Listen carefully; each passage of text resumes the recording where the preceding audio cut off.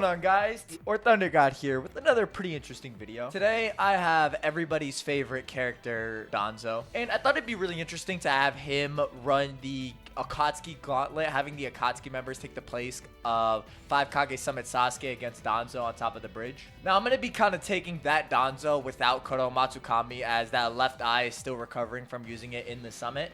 I'll be talking about that a little later in the video, but essentially each Akatsuki member will be taking Sasuke's place with no intel, just like Sasuke had, and no support. I know Sasuke had Karin, but she didn't even really help in the fight at all. She was just there to heal him at the end. She more so provided exposition for the audience along with Obito onto what was happening on the battlefield in terms of like Danzo's abilities. So with that being said, if you enjoy this type of videos, enjoy me, enjoy Naruto and all that good stuff, make sure to like and subscribe, and let's get into the video. Now, I want to take a moment and talk about Danzo real quick and how powerful he is, as I actually do think he's a bit of a hidden gem in the 5 Kage Summit. A lot of people sleep on Danzo as a fighter, but he's actually a bit of an animal in terms of his pure physical combat prowess. Now, despite his old age, what separates him from someone like Hiruzen, who suffered tremendously from his age, dwindling his chakra supplies, is Danzo being buffed by Hashirama's cells implanted in Danzo, which gave him a heavy buff on his in terms of his physical capabilities. This would also extend into his sensory capabilities, as every time an individual has the Hashirama face, aka Madara, aka Kabuto, who embedded it in Madara, aka Kabuto, who worked with Orochimaru, who made the same face for Danzo. What was I saying? At least in Madara's case, the Hashirama face did allow him to, in his own words, see what was coming a lot easier. There's a noted boost in threat perception. Madara is someone who had an EMS and Rinnegan, noting Hashirama's cells are aiding him. So it does seem to be a substantial buff, again, in sensory and physical capabilities. Danzo gaining the latter more so, whereas Madara probably more so got a sensory buff. But it's due to this, and Danzo's, just lifetime as a ninja, he's actually able to perform pretty well against Sasuke. He does perform some decent physical feats against Sasuke. Danzo throughout the bout has instances where he's able to evade the incomplete Susanoo's physical strikes. He's able to tag Sasuke with his wind style jutsu. He's able to place a curse seal on Sasuke after choking him in close quarters. It actually seems that Danzo's more of a... he's able to keep pace with Sasuke when Sasuke's not in the Susanoo. Like, that's when Danzo, is actually able to physically get at Sasuke or keep pace with his movements. He overall just shows great relativity to Sasuke. And by the way, this is Sasuke, moving with his Mangekyo out. Now, obviously, Sasuke has an edge, as he's the one continuously killing Danzo for 10 minutes straight. But it does say something that Danzo can compete with Sasuke throughout the fight and can pressure him with the continued revivals, which is going to be key in his matchups today. A good feat, I guess, to put it in perspective for him is when him and Sasuke trade sword wounds and Danzo begins to lose the ability to control Hashirama's chakra, tearing off his arm.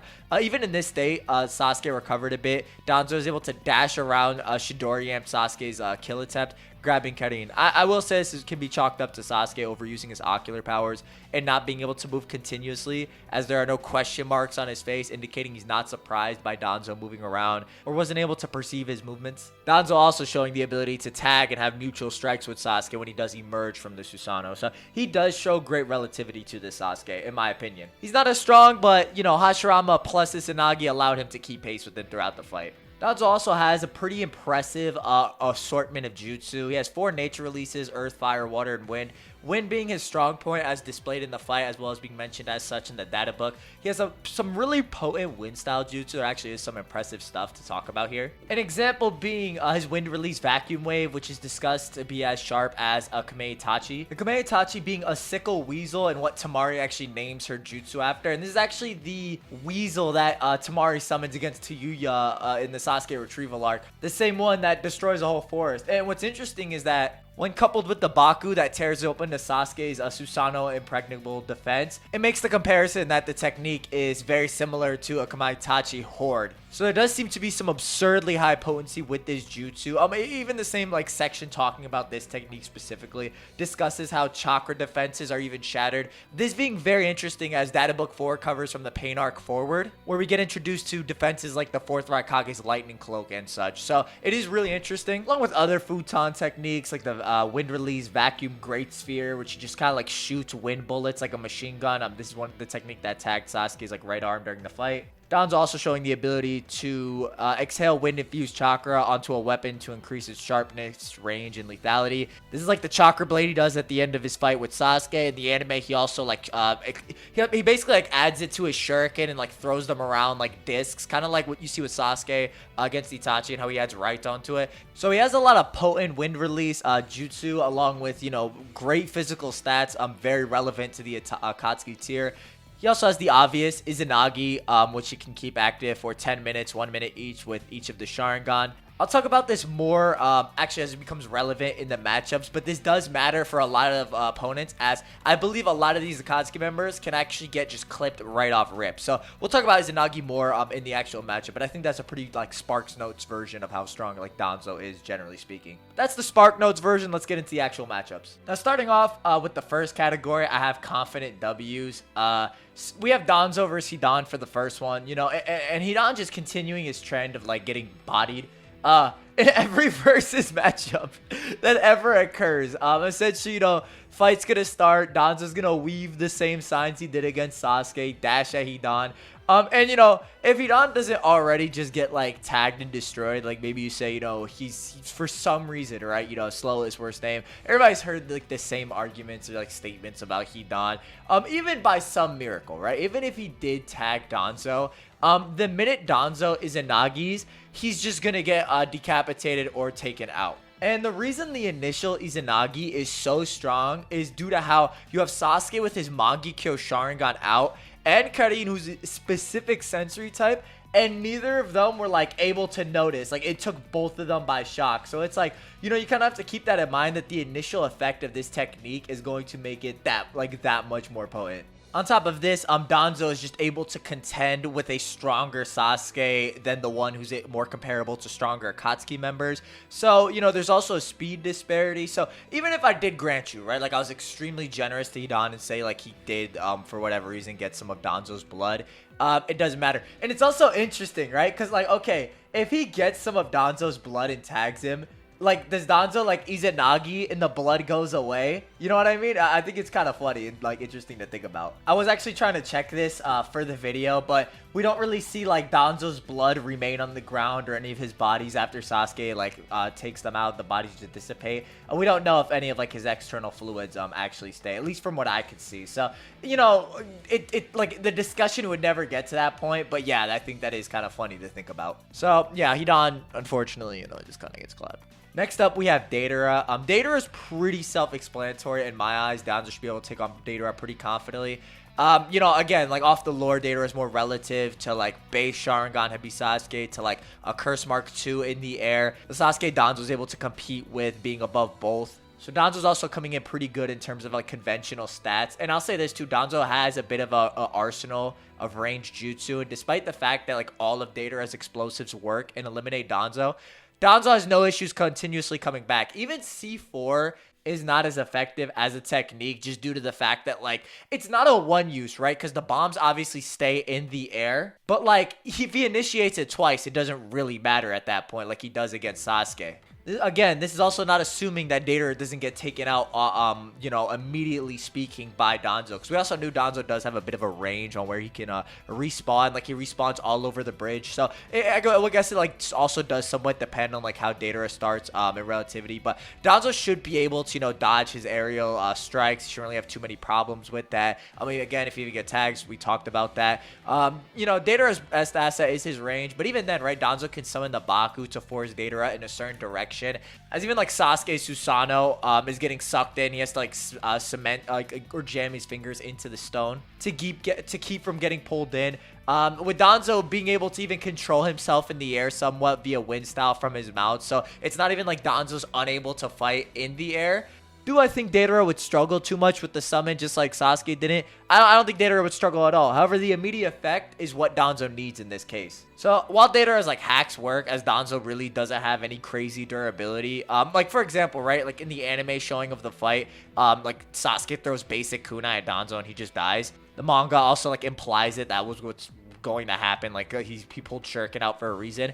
It doesn't really matter too much in this case. The stat disparity, along with the fact that Danzo's very well suited for someone like Deidara as having a ranged arsenal of his own, along with the immediate effect of Izanagi, is going to make it very difficult for Deidara. So Danzo should take this one pretty confidently as well. Even C0, like, ironically, doesn't matter. That's the funniest thing. Like, even if Deidara, like, nuked himself, it's kind of funny to think about that it makes no difference for Danzo's case. Next up, we have some debatable W's. These are debatable whether due to, like, you could scale the character a couple different ways, or, like, the matchup could go a couple different ways, with there being, like, differing interpretations. So let's get into it. First off, I have Danzo versus Sasori. Now, the problem with Sasori is that, like, most people fall into, like, one of two categories, right? They think, like, Sasori is this just speed demon, taking out the Kazekage and, like, having this insane speed with his jutsu, you know, like, scaling the likes of Gaara, and Rasa, like, Gaara intercepting Raikage and Sasuke's Inferno style. Or they don't think Sasori's that impressive, just via Sakura being able to combat him, her showing, like, relativity at certain points in the fight and adapting to him. And the same Sasuke that took on Deidara, you know, blatantly speed blitzing that Sakura. So there's a couple different ways to interpret Sasori. I'll say this, if you think he's, like, weaker than, you know, Deidara, then he would also lose pretty hard in this matchup. His instant paralysis poison is pretty useful against someone like Danzo. It's very similar to Sasuke, actually, in the fact that he's going to be continuously forcing Danzo to use his Izanagi. Now, it kind of depends if he starts in the Hiroko puppet, because if Danzo Izanagi's off rip, right, he'll obviously have to smash that first. If he doesn't, then it's going to be very tough for Sasori, since his, like, main puppet body doesn't have the most durability with it, with Danzo being able to slash through it relatively easily, whether that be, you know, with his wind style enhanced kunai or something else. I'll say this too, you know, a lot of people, like, downplay Sasori for kind of, like, getting, you know, like, read on by Sakura, but Sakura kind of is, like, an intellectual mutant in the series. Like, she's even one of the first people who kind of deduced, like, Obito's ability and gave, like, a really good analysis on it. So she has impressive intelligence showing, so I don't think that's, like, a big anti-feat for him. And I'll say this, superior jutsu speed is not, like, the tiebreaker in this matchup, as you know, you have to continuously beat Danzo down for 10 minutes unless he, like, Kai releases the jutsu. Danzo does have a lot of options against someone like Sasori. He might actually even be able to just seal his movements if he does tag him at whatever point. Something that's really interesting too is that Danzo should be able to cut Sasori's chakra threads. This is an idea that's explored more in the Naruto movies, I will admit, but there is a lot of, like, puppets in the movies, and, like, chakra blades commonly cut the puppet threads. If you want a more, like, canon example, Omoe cuts Sasori's chakra threads without, like, any aid to his blade. He's not amping it with any chakra or nature release or anything like that, and he's able to cut Sasori's chakra threads. Now, whether he can see or sense the threads is maybe, like, a different conversation. If he had his Sharingan, it would be a lot more certain, as the Sharingan would just blatantly see the chakra threads that are attached to the puppet. But Danzo does not have it active during the entirety of this fight. It only recovers just right when he's about to beat Sasuke. And it's not like, oh, he's just not using it. No, it's like, it's just a normal eye that, like, the Sharingan turns on the second he takes off his bandage. I could definitely see a situation where Danzo respawns and does attack, like, the third Kazekage puppet. Now, if Sasori would be able to react to that, debatable. But I definitely see Sasori having a hard time overall in this matchup, even with his 100 puppets. That shouldn't make the most difference, as the Baku could just actually start, like, sucking them in. And I'm not saying, like, Sasori can't attack the summon, but Danzo might actually just, like, pull up behind Sasori as he does against Sasuke and just tag him with wind release, ending the puppet. So Sasori could pull a W off. I'm not gonna say it's impossible, especially depending on, like, where you think his speed lies.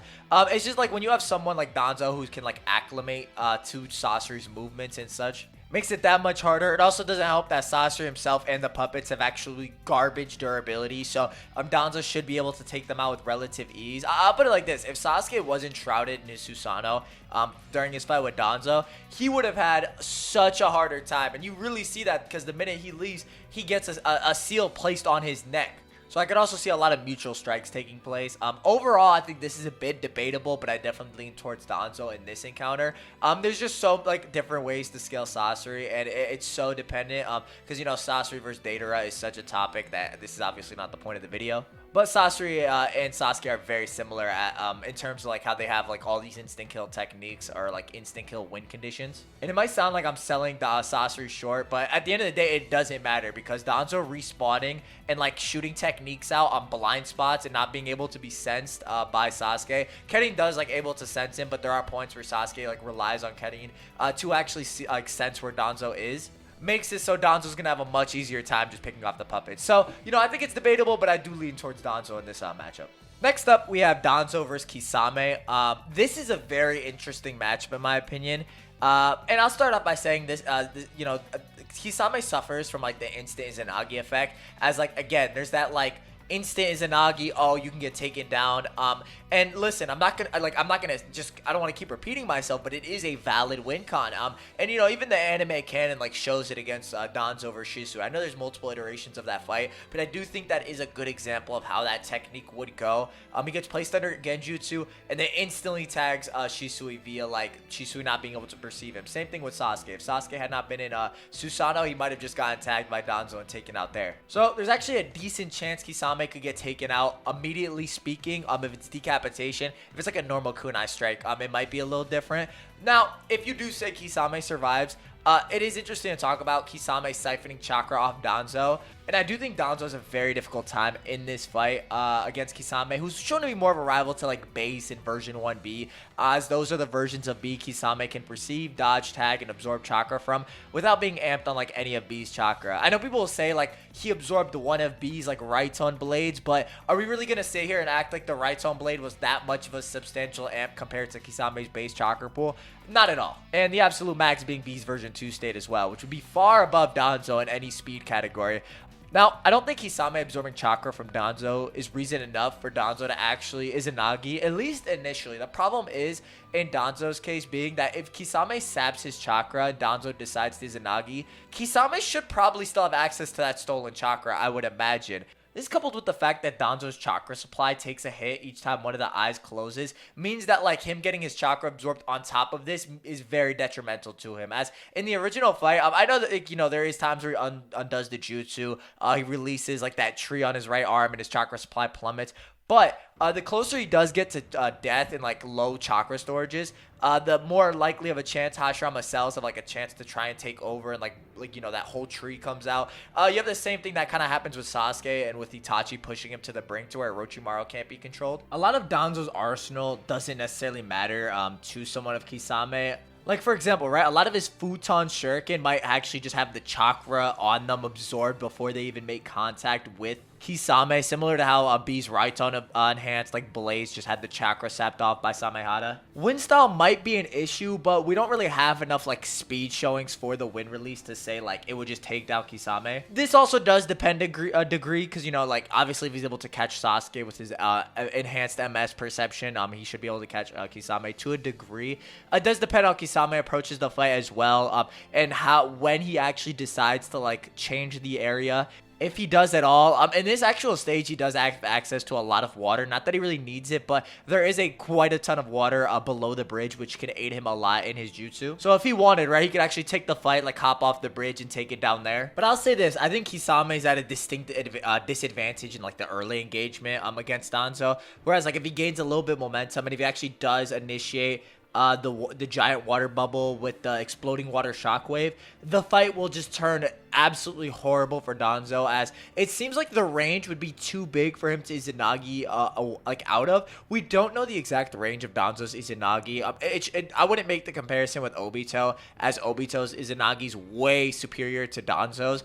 For example, like Obito is able to like survive paper bombs exploding for 10 minutes with his Izanagi, which is like the whole duration of Danzo with 10 Sharingan on his arm, which is really funny to think about. Even if you were to say, right, Danzo Izanagi's in the water bubble, and he's like moving in the water with like his futon from his mouth, Kisame's chakra sensory capabilities get buffed exponentially when he's fused with Samehada. Like, B inks up the entire water bubble and it doesn't matter because he's just like able to pinpoint it instantly. So yeah, if the water bubble does appear, it's absolutely clipped for Danzo. And so Kisame's a very momentum based fighter. If he can actually sap Danzo's chakra supplies and can avoid any deadly blows from his futon or maybe Baku enhanced wind style, he should be able to come away with a W. Again, it's a little debatable as it's a bit momentum based. That's kind of how Kisame operates as a fighter. So it does depend. I think Danzo definitely has the best chance off rip, especially against someone like Kisame. But if Kisame can start taking those chakra supplies down, we could see a situation where Danzo essentially loses control of Hashirama cells,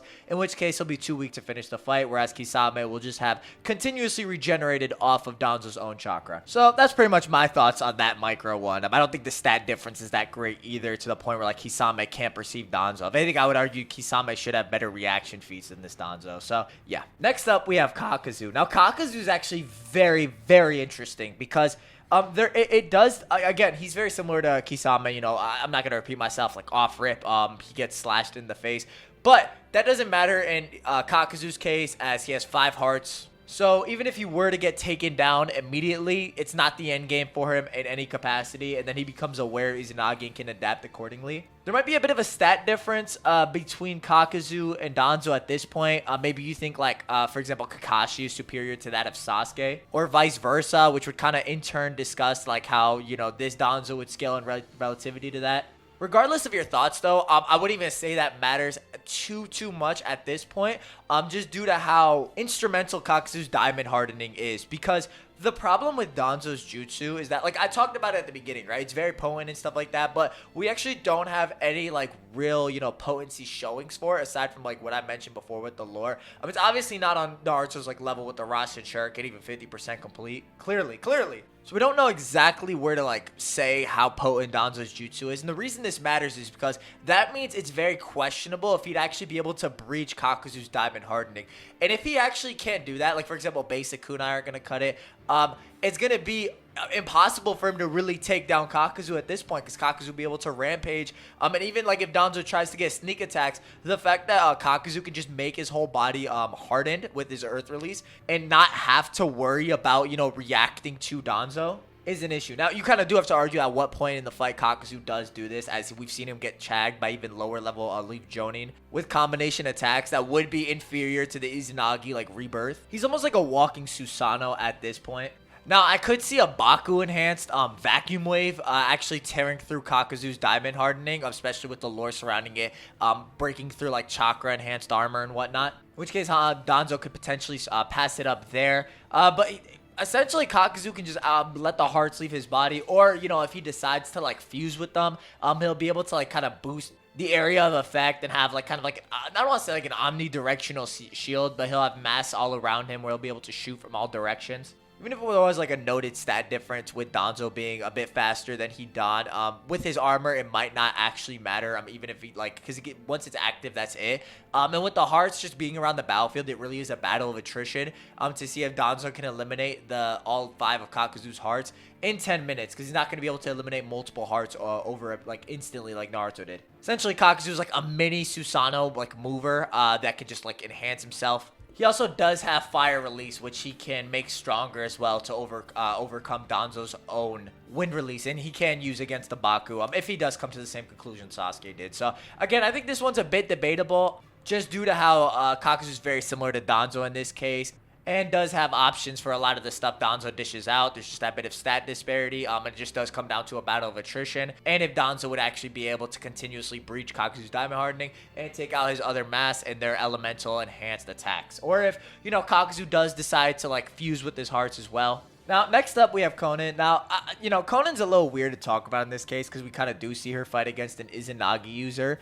Basically, it's not a straight 1-to-1, but I do think it is a little bit telling of this matchup, the fact that Obito appeared behind her and stabbed her before she was able to materialize with her paper. Now, I'm not going to say, like, Obito and Danzo's Izanagi are exactly the same, right? But that does kind of show us that the immediate effect would also kind of be effective against her. Now, in her defense, she was out of chakra, as she had just launched her, like, you know, 600 million paper bombs, so it's not exactly fair. And, you know, you could definitely say, like, maybe her reaction was, like, not the best, clearly, because her chakra supply is low. But I do think it does say something to the fact that, like, the Izanagi, obviously she has no knowledge on it and she's going to have to figure it out. But the surprise Izanagi attacks are going to be detrimental to her, because Konan's fighting style is that, like, she pretty much materializes through attacks. Like, you can see this with Jiraiya's fire style and whatnot. The only reason she didn't materialize through Jiraiya's like a Toto oil is just due to the fact that it was like more of a counter for her. But the problem is, Danzo's going to continuously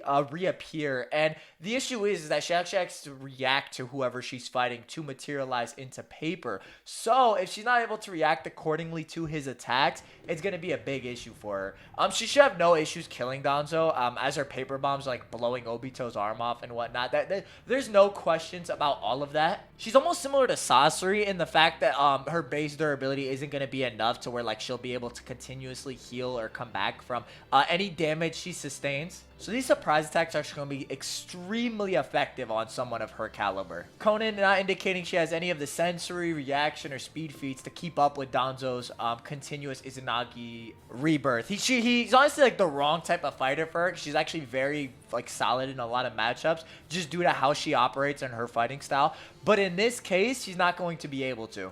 In which case, she'll just kind of get repelled. And I'll say this too, it doesn't help that the wind style is more of a natural counter to her paper, as he can blow the paper away with the wind. Like, imagine if she's like flying around, he summons the Baku and her paper starts getting like pulled in. Like, she's gonna be at a disadvantage. But again, that doesn't matter. It's like the Izanagi's the main point. And I can't honestly see her lasting 10 minutes dealing with the constant Izanagi rebirth. So I don't think Konan would clear this fight. Not so much that she's weak, but more so her fighting style isn't suited to like the Izanagi, which should be apparent from the original fight as well. Which isn't an anti-feat, as like it's one of the most broken abilities in the series. Let's be honest. Now, on the absolute L's section of the fight, first up we have Danzo versus Orochimaru. Now, and then, by the way, this is going to be Orochimaru with his Edo Tensei. And the issue with Orochimaru, right, is that off rip, Danzo doesn't have a way to put Orochimaru down.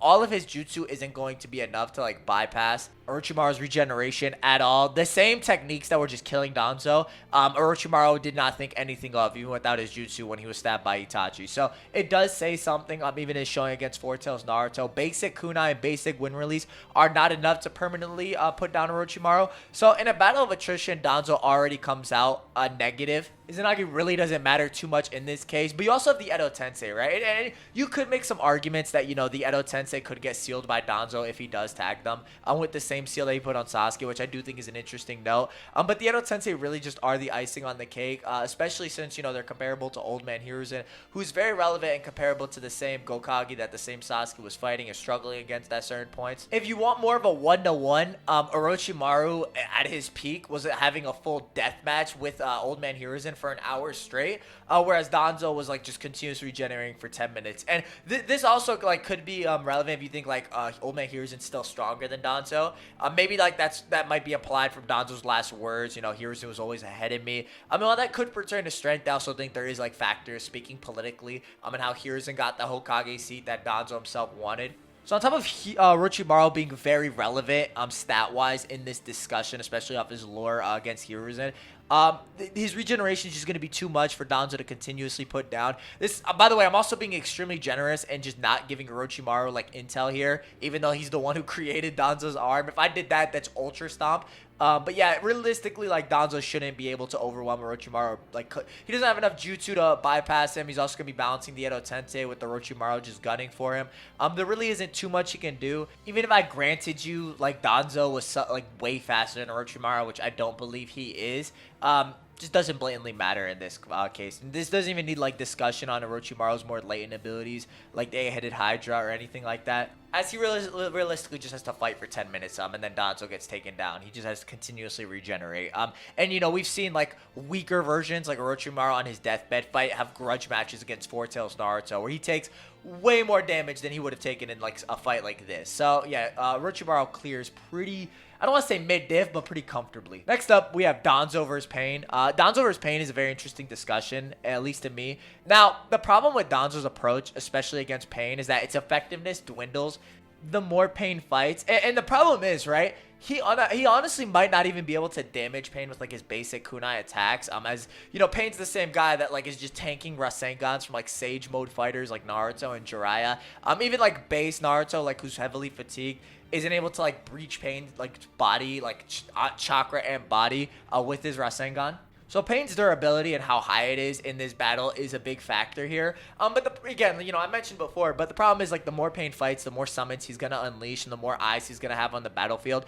On top of like the Rinnegan's inherent sensory capabilities, he's just gonna be dealing with that. So him respawning, he's gonna have much less of like an edge, catching people by surprise. Pain would honestly just continuously overwhelm Danzo. He doesn't really have too much. Pain he's gonna have no issues with Danzo in close quarters. The Rinnegan rods are gonna be disastrous for Danzo. And what's worse is Danzo's wind style is isn't really extraordinarily fast or potent, so there shouldn't be any issues with it being absorbed. I would actually argue it would not only get casually absorbed via the Predator path, but just repelled via the Diva path. As Sage Mode, Enhanced Rest, and Shuriken are nothing to Pain, which should easily be above Danzo's own Futon via its own extraordinary feats.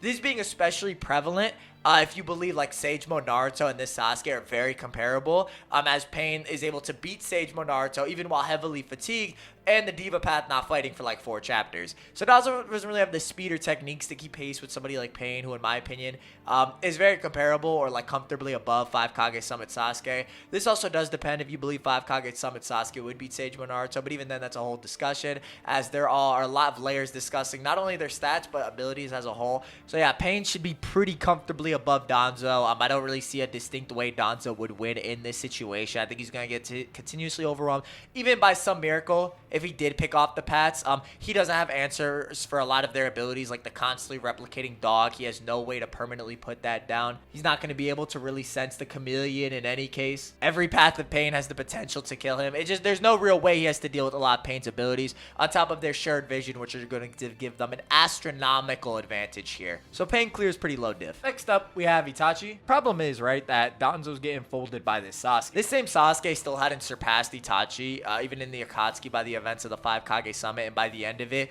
So that should be pretty self-explanatory and telling. Obito's the same way. They don't really struggle too much with somebody of Danzo's caliber. Obito really didn't think anything of Danzo, even with him having Shisui's eye. That doesn't mean Shisui's eye wouldn't have worked on Obito. I'm just kind of like discussing like how the scenes were playing out. Obito being much more comparable to someone like Minato, who is a definitive speed tier above this same Sasuke and Danzo himself. So there really shouldn't be two issues with like Itachi and Obito. Even if you were to say like Itachi was like, yeah, he had to run the battle of attrition against Danzo, he should just still be far above like this Sasuke stat-wise, even his Susanoo's attacks. Along with consistent mental attacks via Tsukiyomi would greatly fatigue Danzo. Even if he did like Izanagi out of it, which there'd be no way to argue, he'd be able to like perceive the Genjutsu that quickly. The continuous mental damage would just be disastrous for him. So Itachi would perform fine. Obito would low diff. They're both like taking Danzo on pretty relatively easily. Same thing with Pain, to be honest. Now, Kotoamatsukami is interesting to talk about. In this scenario, right, it doesn't matter the most as it's not active. But if Danzo does get to the point where it does return throughout the bout, you can actually make a solid case that everybody on this list would be susceptible to it, which a lot of people figured, but this is really more relevant to like the high tiers. As we see, for example, Itachi susceptible to as an Edo Tensei. He plans to use it on Sasuke with his Eternal Mangekyo Sharingan. Everybody's heard these kind of arguments before. Problem is that Danzo gets so fatigued at the end of the fight that he has to make a choice whether to use it for manipulation or it is a Nagi use. So there is all of that, but if he does pull it off, everybody on the list actually should be susceptible to it. The only person that I would maybe argue isn't susceptible to it would be Obito, as he does have Izanagi on his side. Meaning if he did get controlled, he could potentially Izanagi out of it, or if he sensed that he was going to be controlled. Obviously, Koto is subtle Genjutsu, but he does note that he was going to use it to control Obito. So he's the only one I would really argue. Maybe you could say Pain, since a lot of people argue the Rinnegan has a lot of Genjutsu resistances, but aside from that, no one else should really be able to. That's the video. Hopefully you guys enjoyed. I sure did. It came out a bit longer, so I apologize if it was more generally spread. I just had to go through each member, and for the sake of time, like you see how long this video is, I obviously couldn't go the most in-depth with each micro matchup, as it just would have taken way too long. So hopefully you guys enjoyed. Leave a like if you did.